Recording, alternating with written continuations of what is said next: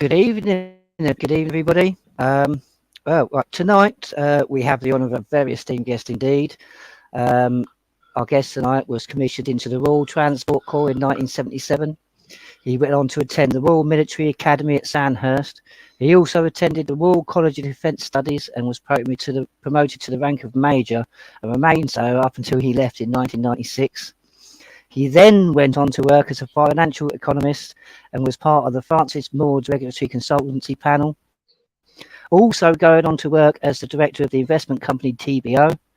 And if that wasn't enough, he then started his political career contesting the Conservative seat in 1996 or 7, after which he was elected to UKIP's first ever seat in Yorkshire and Humber in the European elections.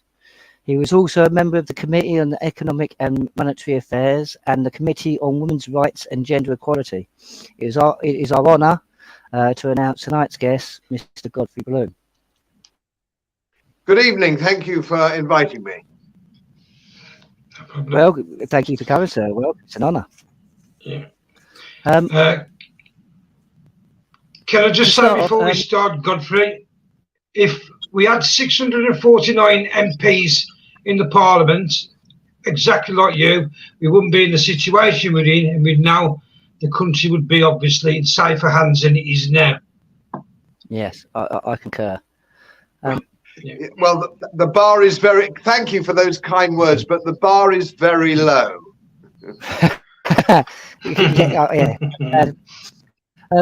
We understand, Mr. Bloom, you're rather knowledgeable on our Constitution, something that many people don't seem to think exists anymore, let alone have any knowledge of. Could you give us a brief understanding of your knowledge of the Constitution? Yes, there's a great misunderstanding that we don't have a constitution because it simply isn't written down in a formulaic way like the United States of America. But we have a very serious constitution, and it's based on the process of common law, and it dates back for a very long time. And I'm not going to give a lecture on the Constitution, but broadly speaking, since 1688-89, we've had the Bill of Rights and the Toleration Act, which were all incorporated into the Coronation Oath. And the Coronation Oath was really designed, if you will, to flag up the situation. We were a free nation and not beholden to the Pope or Catholicism for any reason, and that's why it's there. Yeah.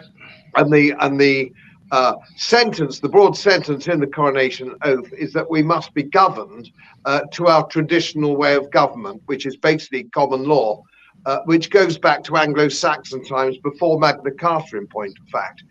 So that is extremely important.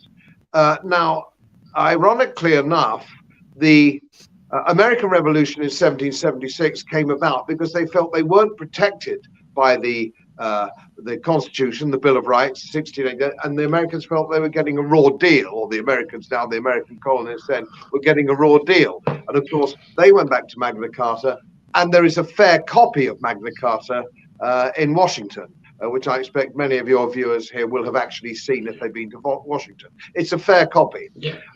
So we have a very definitive constitution, and very sadly, although I held the Queen's Commission, our membership of the European Union was actually against our constitution and quite illegal, because what we were doing was actually subcontracting the law of the land, which is something that the Coronation Oath was specifically designed to stop doing. So the first abandonment of the Constitution was sadly Queen Elizabeth II, and I've remained relatively quiet because I did hold the Queen's Commission, and I was in a dilemma between, where my loyalties were, but that is the case, and I'm going to be watching like a hawk the Coronation Oath, which is coming up with King Charles III, who I don't trust 1 inch, and I suspect he will destroy the monarchy. I think it will be the end of the monarchy. He's arrogant, incompetent, and ignorant, and I think we can't get away with a modern monarch who is quite so deeply flawed. Her Majesty was well loved, and she got away with stuff because she was well loved, not just in this country, but globally, and particularly by the Commonwealth. Those days have gone. I think he'll wreck it, and quite what it's going to follow it, I don't know. This is the problem we face at the moment, especially with the coronation oath, because if Charles doesn't do it correctly, he can't be our king. I mean, most people don't understand that he can actually deny the crown, and we can do that based on his I would say his involvement with things like the World Economic Forum, generally a lot of things he says. I mean, it's true what he says. Our constitution is basically kept our country to what it is. Well, peace in our lands, if you will. Like you say, well before Magna Carta, it goes back to the Mulmentine Laws. I mean, it's derogatory term is laws of King Arthur, but especially back to King Alfred. And like you say, it's not. I think most people don't understand, because most people think of the US Constitution as a code because it's a codified constitution. They don't understand that our constitution, like you said, has been built up over many documents, basically reissues of our rights again and again over about 19 documents. And people think just because it's not written in one document that we don't have a constitution, but we do, as you say, we very much do. And part of that is what Parliament is actually meant to govern us by. I mean, you mentioned the Bill of Rights. It's within the Bill of Rights, which was actually upheld by the Supreme Court as well. You may know this because you're staunch Brexiteer. In the Miller versus Secretary of State 2017 case, the Bill of Rights was upheld because it actually sets out the parameters to which we are to be governed. And that's a constitutional document. That's by that constitution. And that Parliament just, I wouldn't say they don't know about it. Many of them are educated on a level where they should. I mean, would you say that our government and the Parliament are purposely subverting and ignoring it, or do you think it may be teaching? Or I think that's twofold. You've asked two questions there. Firstly, it is my experience, and I work for a top investment bank in the city. When you introduced me, the chronology was a little bit wrong, and I'm not bothered about it. But I actually started my career in the city and did a short service commission. But that's neither here nor there. My trade, if I have a trade, is a financial economist. That's what I do. That's really what I do, and have done for many, many years.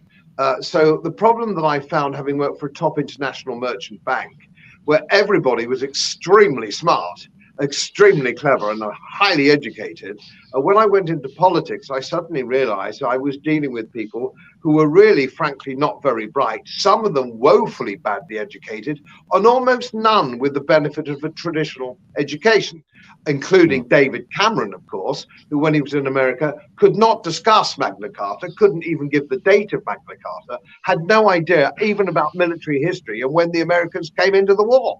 It was embarrassing. If that's Eton and Oxford, you can stick it up with bum, as far as I'm concerned. Absolutely ghastly.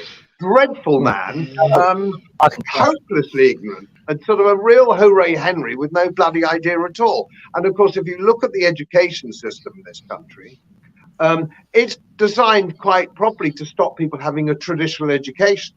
You can get a 2-1 at Oxford or a first at Oxford like Cameron, but I wouldn't consider you to be an educated person at all. And we have now a second generation going up whose knowledge of history or our constitution, or indeed almost anything, is woeful. Now, here's the key. If you want to steal people's birthright from a constitutional or principles of English law perspective, don't let them know what they have to steal. And I often use the analogy if I'm lecturing at universities. If you come into my drawing room for a drink and it's full of knickknacks. It's full of Georgian things like a Georgian silver snuff box, which is something of value, next to a plastic gondolier from my trip to Venice. It's full of tat. And every now and again, you find something of value. Now, you could nick all sorts of stuff in the drawing room, and it'll be years before I know anybody had nicked it. Now, this is the problem with the principles of English law, the concept of trial by jury, the presumption of innocence, the Bill of Rights, the Toleration Acts, all these things. It's very easy to take it away from generations if they don't know they had it to start with. And if you think that David Cameron, who was Eton and Oxford, didn't understand it and didn't know about it, how easy did it take from the man on the Clapham omnibus? Yeah, very true, very true. Especially years ago, you'd had to go to a library, or as you say, have it for education. We've got the internet now, but even that doesn't make it any easier. You've got things like you mentioned, like Magna Carta. I mean, it's kind of cleverly hidden in a way. I mean, some people may remember when the Human Rights Act was actually brought in 2000. Jack Straw said himself, even though we're bringing the human rights, Magna Carta is as binding on the Crown today as the day it was sealed in Runnymede. Now, there was only one Magna Carta sealed in Runnymede. No other was. There was only one Magna Carta with a King's seal. So there is air to highlighting certain bits, but you'd have to have the knowledge or an understanding to go further and actually educate yourself on that matter. The best. Sorry, go on. I was just sorry to interrupt you. I was just going to say the best dissertation on the Magna Carta is from David Starkey. He did an hour-long program, which you might be able to find on YouTube, on Magna Carta and its implications. It's unbelievably complicated, incidentally. It's unbelievably complicated, and I don't use it as an instrument in debate, because it is so complicated, and you could spend a year studying it and still come as an historian to a different conclusion. But the principle of natural justice is still there, and that comes from Anglo-Saxon times, and that is always been the accepted definition of our law, which is that would be deemed to be fair by the man on the Clapham omnibus. And I've never heard a better description of what law is, our law is, and should be. It is what is deemed to be fair by the ordinary bloke. That is the key to the entire thing. And as soon as you start running around that and subcontracting your law to corpus juris, or the Napoleonic Code, which is a completely different system of law, you are going to end up with problems, as indeed we have. And of course, we've got to see the problem in Northern Ireland, which is completely illegal. It's completely illegal. It was illegal to start with. It's even more illegal now after we voted for Brexit. But again, that's another story, and it's very complicated. And of course, a lot of people tend to give up because they can't be bothered to understand it. And I have some sympathy, because if you're somebody just trying to get on living a life of quiet desperation to feed your family and pay the mortgage, some of these things you don't think actually has much to do with you. But of course, it has everything to do with you. And I once had a client some years ago, before I went into politics, and he said, it was an interesting quotation. He said he lived in Leamington Spa, and he lived in a place called Lime Grove in Leamington Spa. Very nice man. He said, I've got to the stage of my life, if it's not coming up Lime Grove, my wife and I don't really bother. Well, it's coming up Lime Bloody Grove, isn't it? Via Dover, and all the rest of it. If people are thinking it's not, I have a small holding in East Yorkshire, Howdenshire, and we live in an idyllic little life, which is very much like it would have been in the 1930s. We are very happy little bunnies. It's a very tiny little village, and we're happy. But even I'm not so stupid, it's not going to affect. There's a hotel not that far away from the village, and that could be full of dingy people, and that would destroy our way of life overnight, as they're finding in Scampton and Kegworth. These little places where you're now going from a small village, and the young ladies of the village and the children of the village can't go out after dark. And you have to start talking about a vigilante group or a patrol group in order to protect. And this is what we're having. But of course, if you live in a big house in the Cotswolds with barbed wire around it and round the clock security from police, which is what our politicians have, I would not let politicians have any security. I would make them travel on public transport and live the same life as the rest of us. They would not be allowed special security. It isn't right that we and our families are at risk and they're not at risk. They've got to have skin in the game. They have to have skin in the game. Their children have to get raped or molested as well as everybody else's by these people. And they have to suffer burglaries and all these things. They must suffer them too. Otherwise, of course, they'll never do anything about it, will they? No, and this is the problem, and it's you slightly touch on things. Where, I mean, the basis I see from doing a lot of research is it's European treaties, and mainly it's what they've dubbed as community laws, which they've just like basically shoehorned into our statute books. That seems to be the main problems. Like treaties like the Barcelona Declaration, Marrakesh Agreement, Lisbon Treaty, Nice Treaty. All these have a direct impact, and they are actually contrary to our constitution. I mean, they're all illegal. Yeah, unlawful and illegal. They're constitutionally repugnant. I mean, this is why myself and Gary co-founded Constitutional Movement Worldwide, because we truly believe people need to understand their constitution, our laws again. Because people don't understand our laws are separated into four main parts. You've got custom, common law, constitutional law, and equity, and things like that. But a lot of people don't even understand the basics. They just hear a bit of legislation and think that's okay. They don't understand that a lot of the laws that have actually protected us in our lands and kept peace for 1,000 years, technically, have just been literally walked all over. And something which we never had any say in. I think that's the biggest thing. I mean, by a government and mainly civil servants that have, I would say, have no authority and no, they don't have our agreements. They don't have, I would say, any grounding to make decisions they do. I mean, look at our government. I mean, they do it to us all the time. I mean, you served yourself, sir, so you'll understand. So look what they're doing to our Northern Ireland vets. I mean, they're persecuting our veterans, the very people they sent in to a conflict for doing what they was actually trained and meant to be doing. I think it's abhorrent, and I think they're just throwing away everything now. No, absolutely. The whole thing is a disgrace. I mean, how do we solve this problem? I think is the main key. I think we need to ask ourselves. I mean, what do we do? How do we solve the corruption that we're seeing blatantly? I mean, that's I think the biggest question, really. Do we have a way of solving the corruption? We have a flawed political system, and I think it's shown up now. If you look at Italy and you look at recently in the Netherlands.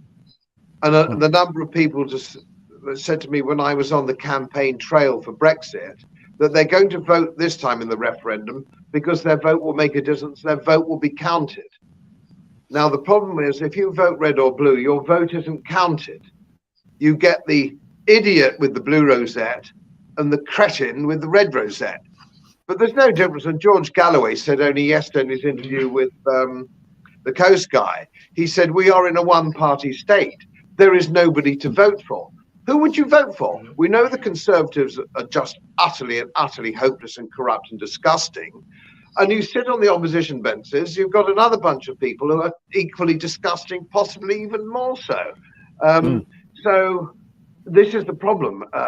Now, of course, if you have a different political system, it looks like Holland and Italy are beginning to be able to push back because their system where your vote counts. And if you all vote for the farmers, say, or whatever they want to call it, the pro-farmers party, everybody votes and they can kick everybody out of office. But what do?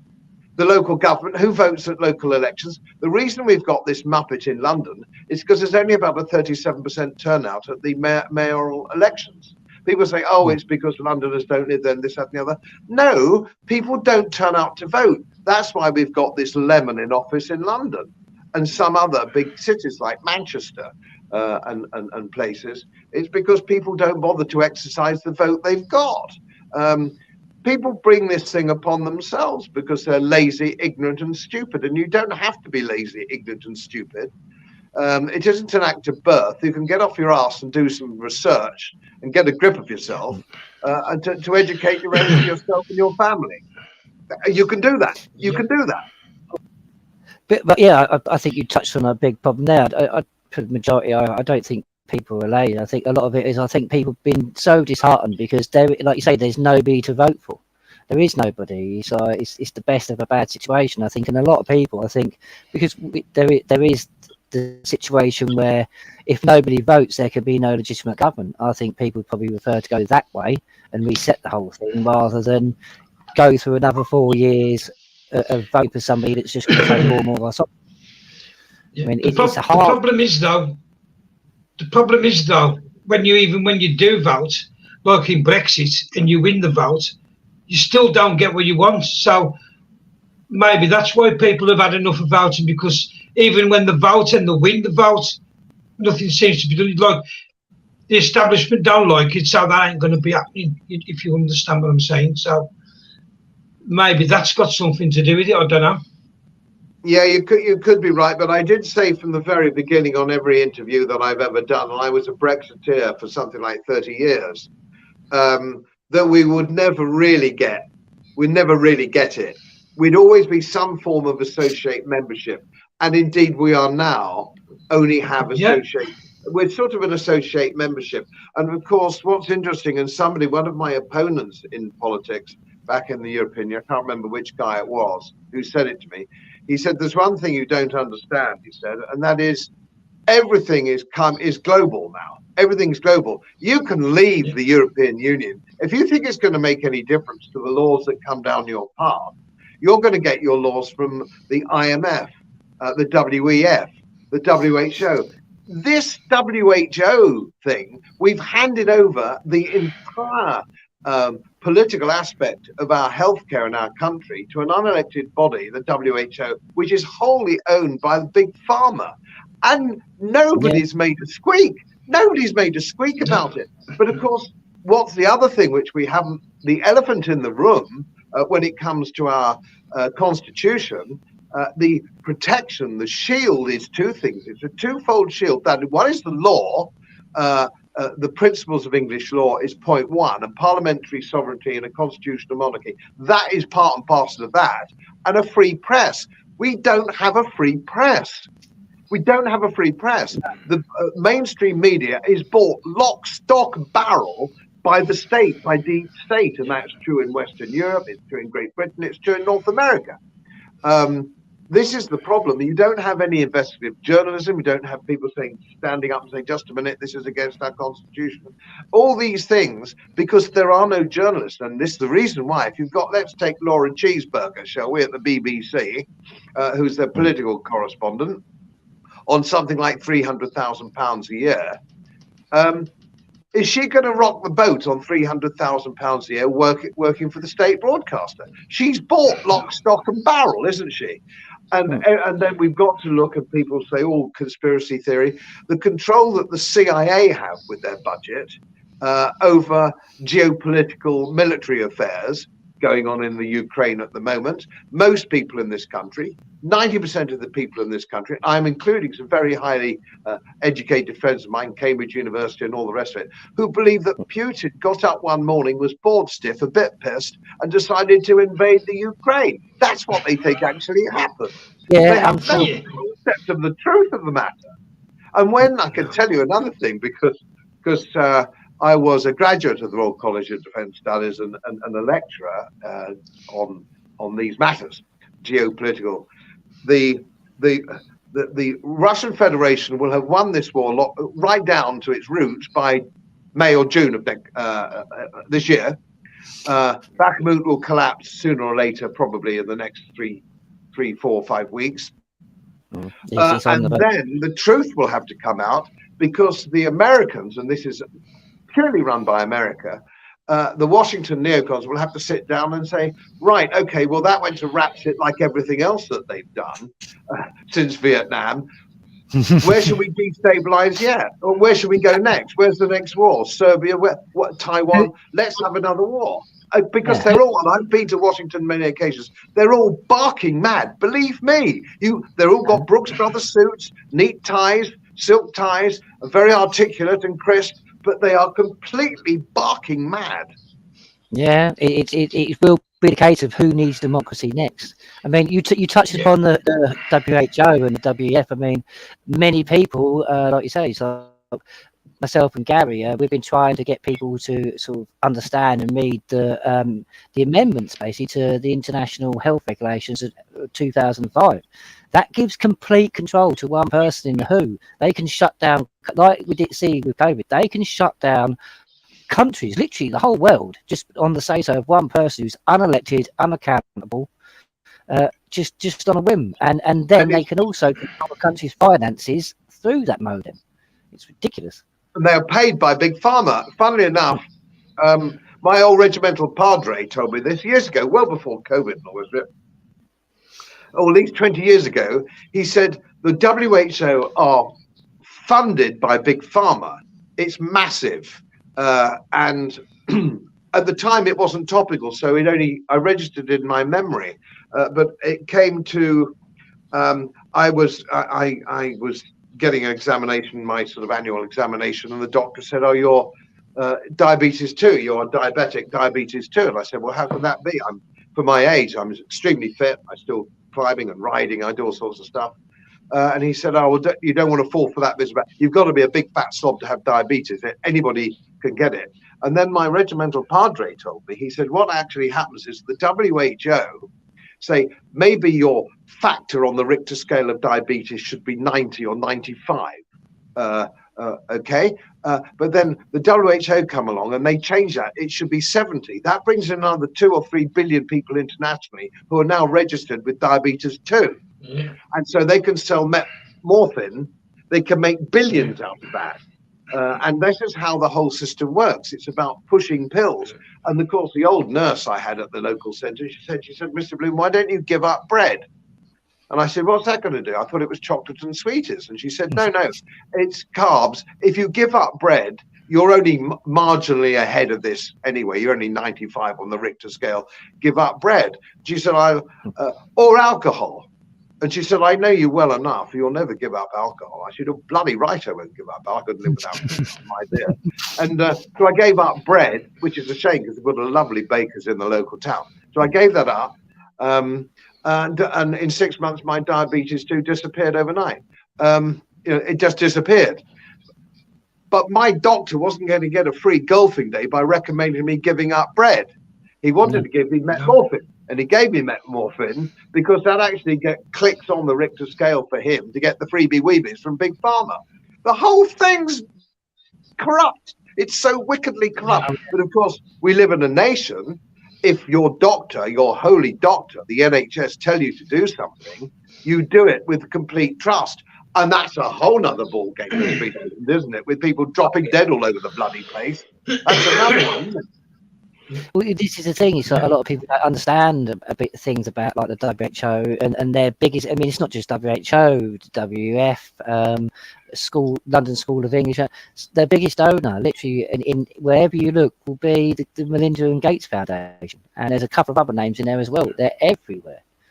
It seems to be. I mean, Klaus Schwab says it himself. That they've infiltrated every single authority, every single organisation. I mean. Unless the people start coming together, how are we going to stop this? It's a mammoth of a machine, just ready to trample us all. It's unbelievable. A lot of people, it gets better. Yeah, I mean, a lot of people don't realise that COVID and everything else come along because this is what we wanted to talk about next, Godfrey, is that it was done to crash the economy because they needed to crash the economy and start again. And a lot of people, they trust government too much. They think, "Oh, my government wouldn't do that to me." And the bloody well would do that to you with relish on it. I mean, that's the thing. We're now looking in the face of the digital ID, the digital banking currency. I mean, that's complete control of every aspect of our lives. Yeah. If you print currency, you degrade paper currency. You degrade it. If you print more of it, you degrade it. It's sort of Janet and John book 1, really. Only since Keynesianism came through the universities and what is now called modern monetary theory, which is the same thing, that somehow believes that you can borrow ad infinitum and you can print money. And there is this, and it's been going on now for nearly 2 generations, where people believe that somehow you as an individual or you as a small businessman can't borrow and spend money and do ridiculous things, but somehow the state can. The state is somehow different. Now, the state isn't different. If you go on borrowing and printing money, you degrade the currency, eventually your country will go bankrupt. People don't believe. So if you talk to somebody as a retired school teacher, for example, they believe their pension indexing pension will arrive forever and a day. It's not, that isn't going to be like that. Governments can run out of money, and which is why you've seen the degradation. And of course, I'm a gold bug, as everybody knows, and I have been for many years. Since Nixon closed the gold window in 1971, sterling has degraded against gold by 99%. But it's like the boiled frog, it happens so slowly. So my first pint with my father at the Tiger in Chislehurst, I think was a shilling, an old shilling. That pub now I hadn't been there for years, it's nearly £5 for a pint. A family car only 6 or 7 years ago was 15 grand, and now it's 30. It's degradation of money. But you see, the civil servants and bankers and politicians who create it don't care, because everything they do is index linked. Now, index linked pensions have left the private sector years ago. So consequently, these people are protected for the time being. Now, the problem, of course, with these people is that they are not in office for long enough for it to happen on their watch. It happens gradually. And what happens to them when they finish? They go on monster salaries to places like Goldman Sachs or Morgan Stanley. Let's take, for example, George, what's the chancellor's name? George, what's his name? Osborne. George Osborne was chancellor for whatever he was, 4 years or 5 years. And then he went to BlackRock to do a notional 1 day a week for £600,000. Now, I was in the game for years in the city. How did he get that? What favour was he paying off? Well, let me tell your listeners how you can do that. But it's quite easy if you know the wrinkles, because it's all spivery, crooks and mirrors. If, let's say, they were talking about a financial tax, which they were in 2010, or whenever it was, a financial transaction tax, which is, let's say, 0.25% on a transaction, or maybe even slightly less. But that is going to raise billions from the city, billions in taxation. And it's a tiny bit of tax which nobody notices because it happens in the trade and their pension funds. So most people don't know it's happening. It's skimming off the top. Now, so this is going to happen. So what does the Chancellor do for a favour for BlackRock? He then stands up, and as he stands up, and he's got his budget. He's photographed with his budget bag, the red bag, on the steps of number 11 Downing Street. He goes into the chamber, and he tells his mates confidentially at BlackRock, if I have a sip of water before I start speaking, it means there will be a financial transaction tax or not. But I'm not going to mention it for 40 minutes into the speech. That gives you an opportunity to fill your boots with put options or call options, on which you can make billions because they control billions of pounds, whether it's Vanguard, BlackRock, or Goldman Sachs, whoever it is. This is how you do it. And the payoff is £500,000 a year for 1 day of work when he stopped being the Chancellor. I could give you millions of examples like that, frankly. The whole system. The thing is, we are as corrupt as any deep corrupt African state can be, but we're very much more sophisticated. And if it isn't money, it's a gong. It's a knighthood, a seat in the House of Lords. The Sainsbury family delivered lots of money to Tony Blair. They all sit in the House of Lords. That's jolly good. And if you've got your self-made man who made bang widgets out or something, he bought his knighthood for a couple of £100,000 donation to whichever political party it was, because it's the only thing he hasn't got. He's got plenty of money already, but his wife would like to be called Lady Sheila or whatever it happens to be, and he buys it. And it's been going on since the time of Lloyd George. This isn't new. It's just got worse, and it's got more overt. Yeah, kickbacks. It's a rose by any other name, as they say. Exactly.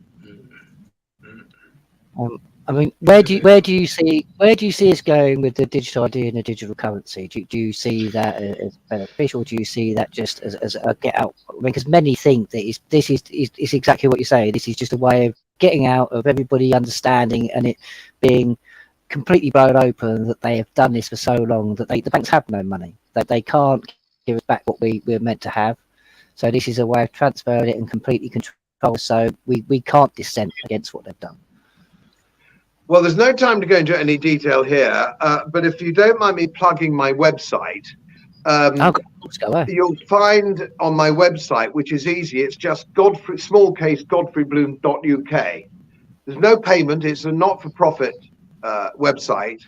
And if you look at the gold page in particular, or the articles I've written, the published articles which have been transferred, everything you can conceivably want to know about money or digital currencies is on there. Not necessarily written by me, but guest articles and guest speakers and guest experts from around the world who are not connected with government or civil servants. Yeah. All you can do is protect your own family. You know, it would be wonderful if we could save the world, if we could save the country. We can't. It's gone too deep. The debt's too big. It's far too big. What you can do is protect your own family, and the only way you can do that is by gold, and it has to be gold in specie. Don't let your bank tell you that they're holding guard. Your financial advisor saying, don't worry, we have an ETF, a gold ETF for you. It's in your portfolio. If you don't have that gold coin in your hand, you don't own it. It's not yours. That's not to say the government can't steal it one day by force of arms, because they can, because that's what they do. A guy will kick the door and shoot the dog and bash you over the head and ask where it is. Or he'll want the key to the, you know, wherever you've locked it up in a deposit box in Leeds or something, whatever it happens to be.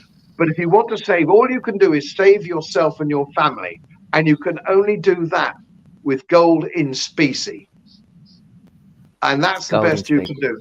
And wait till the whole thing goes wrong and collapses and it goes to pieces, and then it will be rebuilt from there. Now, how it will be rebuilt, I don't know. But if you look at the collapse of the Weimar Republic, here's the tragedy. Governments create this problem. Governments create inflation. They bring down society. And then what do people do after a year of it, after chaos, as they did after the French Revolution, for example? They brought in another gangster called Napoleon, who got rid of the royal family, made all of his family princes and emperors and all the rest of it. And people think that there wasn't enough government. So when the government created it in the Weimar Republic, they brought in Hitler. When they had the revolution in 1917 in Russia, they brought in all the nutcase communists. The problem is, people will think there wasn't enough. They will think there wasn't enough government. That's what will happen. When it all goes wrong, they said, we need more government. That's how people react. So we're probably at the situation where we probably the only solution is a true people's revolution, and to make sure that we safeguard ourselves from these despots. That's probably the only way we could probably ever going to get from under this ever. All you could do is look after yourself. Look after yourself and your own family, and then from the ashes, let's see what's created, and you'll be at least in a better place. I could argue, if it goes really bad, you could fill your garage full of tins of corned beef. You know, we don't quite know how it's going to pan out. But if you think about Germany in 1945 or Austria in 1945, if you had bottles of whiskey, nylons, or American cigarettes, you certainly wouldn't go to bed lonely. Let's put it that way. Yeah, alternative currency, as they say. Exactly. It's very much something that we all need to start thinking about, I think. It's one of them. Yeah. I've just got a few minutes to wind up. If you've got another question for the last 5 minutes, I do apologise to you and your listeners. I've only got another 5. No, thank you for coming on, and hopefully we can get you on again, because there's a lot of things. Happy to come on again when, you know, and do another one as things unfold, perhaps. As things unfold. Yeah. Yes. Would you say, last question, would you say there is hope for politics if we as a country, as a nation, as a people, really start getting to grips with politics like we used to, instead of ignoring it? I'm a great one for history. This country has an amazing capacity for bouncing back. It may be that we need a civil war, I don't know. And it won't be along the lines of previous civil wars, of which there are significantly more than most people know. They know about Oliver Cromwell, but they don't know about Queen Matilda and King Stephen and all the rest of it. But I would have more faith if I felt that this island was populated basically only by Brits and not desperately watered down by people from all over the world who don't share our culture, our values, or have an interest in our way of life. If we're not careful, the next generation of Brits will be in the minority. Oh yes, and that is a problem. And we'll find, as we were when the Anglo-Saxons came and the Romans came, and we had the Jutes and the Angles, we find out that the Brits, the ancient Brits, now speak Welsh in the north bit of Wales, but they're the ancient Brits. So maybe we're just going to be pushed out, and we've brought it. Perhaps one might argue we brought it on ourselves. I would like to see something like what's gone on in Holland come back, and something that's starting in Ireland. I would like to see patrols in places like Newquay, where there was a rape only the other day. And if you know Newquay and that part of Cornwall, I do. This is, this is just a holiday place full of just lovely people and everything. And as soon as they put them all in that hotel, hundreds and hundreds and thousands of young men in between 18 and 30, no women, no children, hanging around with nothing to do. You could not invent a more diabolical situation than we have. And of course, it's quite deliberate. Border Patrol boats are bringing them over from within sight of the French coast. They're escorted by the French Navy halfway across, and they're brought in by the Royal National Lifeboat Institution and put in 4-star hotels, given money, food, and health care. Don't anybody tell me this is some sort of accident. These men are being brought in for a specific reason, and that reason we're not quite sure what it is yet, but it won't be good. No, exactly. I mean, it's like you say, so the RNI, our government, our police, this is all conspiracy to commit treason within the realm. And a lot of people don't understand this. Indeed, a lot of people don't understand. Indeed it is. So what we ought to do is none of us should ever give another blasted penny to the RNLI. That's a start, isn't it? And we could all stop paying the BBC. Don't pay the BBC, just don't send them a check. Man up.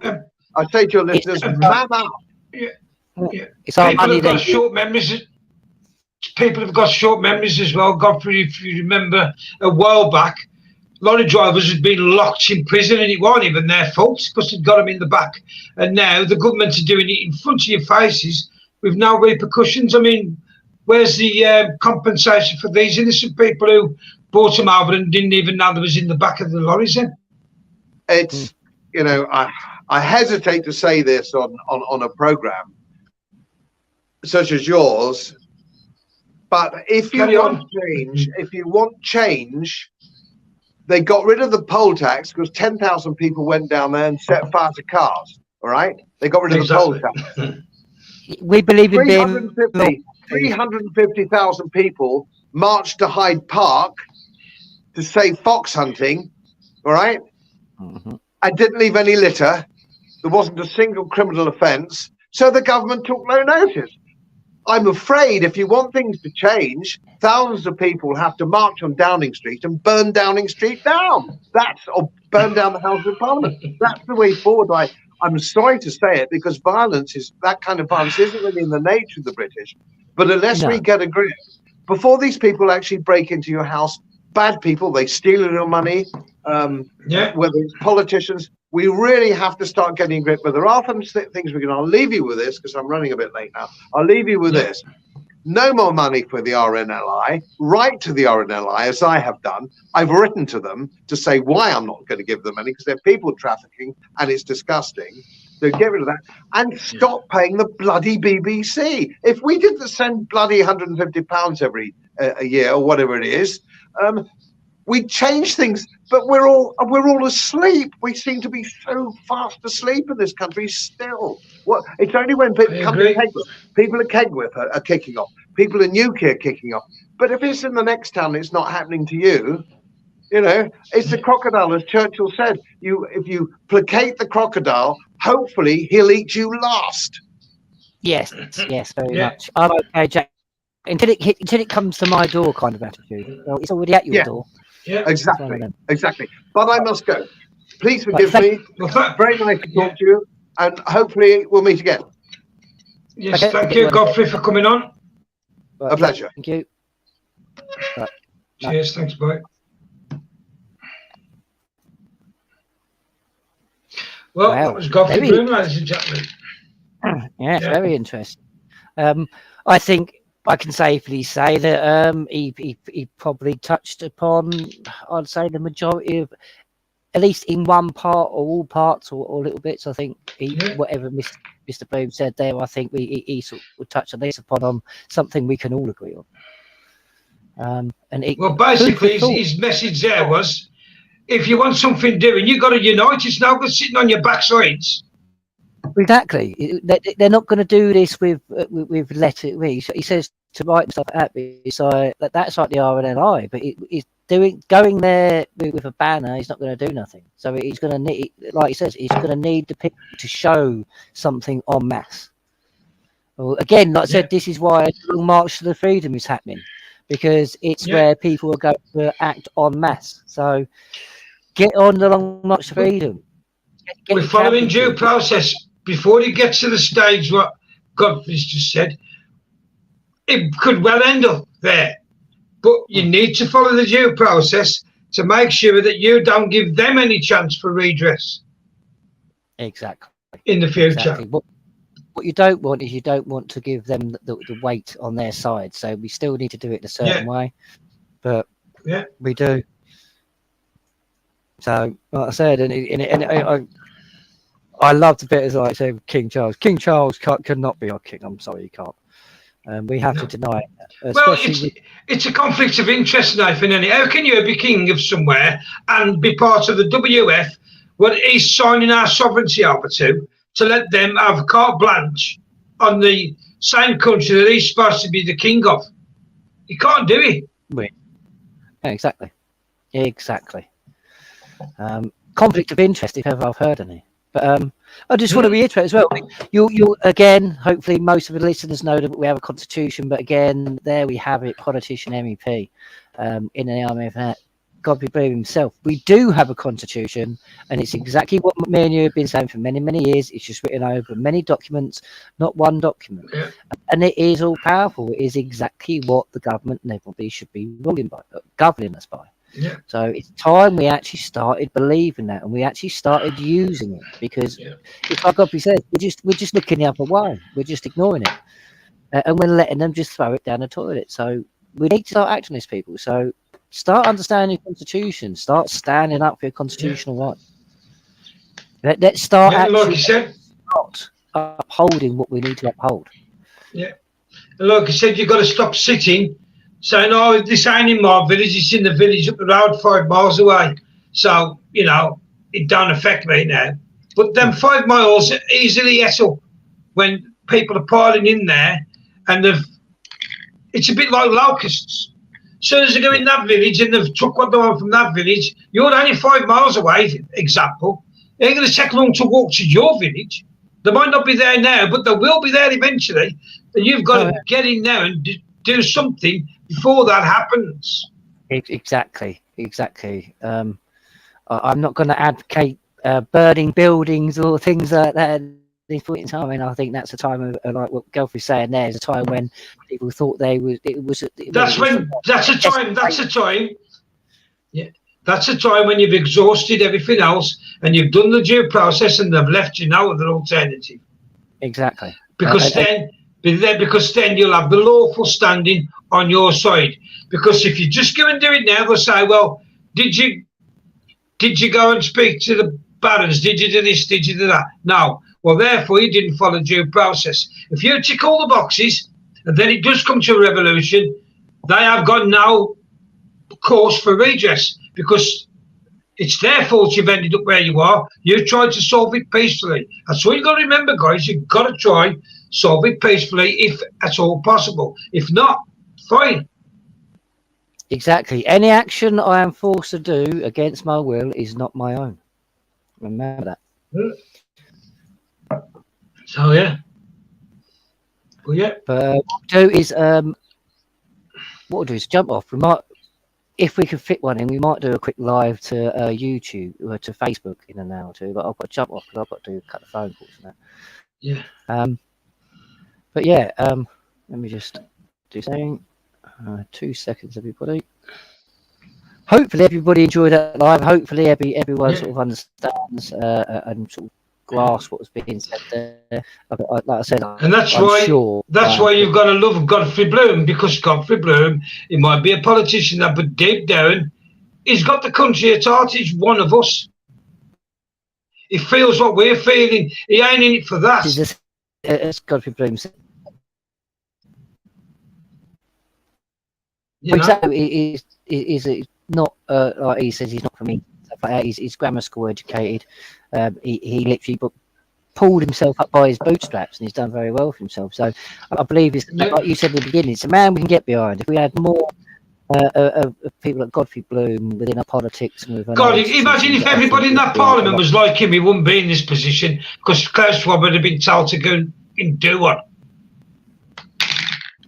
No, exactly. That's the thing. It's only because you got cowards in the parliament who ain't got a backbone, that don't want to, too scared to stand up. They'd rather say, here's 500 grand, shut your mouth. Oh, okay. That's the type of people you got in there. Whereas to me, Godfrey seems the type of person who'd say, you can stick that where the sun don't shine, I don't want your money. Well, it's called conviction, morals and standing, isn't it? Yeah. The man has standing, and he has morals. Yeah. So, and them are the people we need. What I'll do for everybody as well is I'll go and I'll grab the link to Godfrey's page, and I shall put it in the comments underneath this live, so people can. Well, you can put it in the link at the top. You know the link. Exactly, because this digital ID and a digital currency, they are going to try and force this through. So, and Godfrey is exactly. It's time now. Instead of crypto's not going to work, nothing else is going to work. We have to now start protecting ourselves, and as he says, wait until everything's burnt down and then see what arises from the ashes. It's time. It's now like this is what I've always said, and people laugh, and it's not funny, but they do laugh, and they'll say, "Listen, you get on about this crypto, that crypto, this digital currency, that digital currency." Do you think these people are going to let any digital currency or any cryptocurrency come into being that they don't control? Because if you do, you're delusional. Exactly.